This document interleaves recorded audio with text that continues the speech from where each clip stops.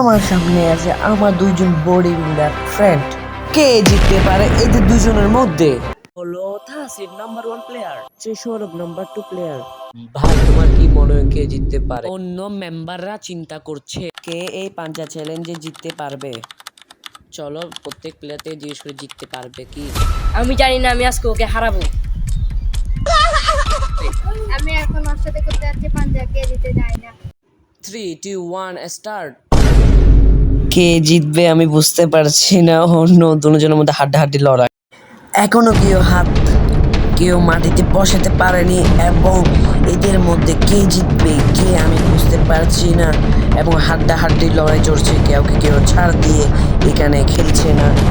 এবং কে জিতবে আবার সৌরভ ফোকাস দিচ্ছে এবং তাহসিন চেষ্টা করতেছে তাহসিন জেতার জন্য। আমি বুঝতে পারছি না কে জিতবে, কে এই চ্যালেঞ্জে আজকে উইনার ইয়ারবাডস প্রো নিয়ে যাবে। এখন দেখতে পাচ্ছি তাহসিন জোর দিয়েছে এবং সৌরভ কামব্যাক করে উইনার হয়ে গেল। ও ইয়ে, আজকের ভিডিওর উইনার হয়েছে সৌরভ, আর এদিকে আমাদের মধ্যে তাসিন কিন্তু হেরে গেছে বাজেভাবে। আর তোমরা লাইক সাবস্ক্রাইব করতে ভুলো না।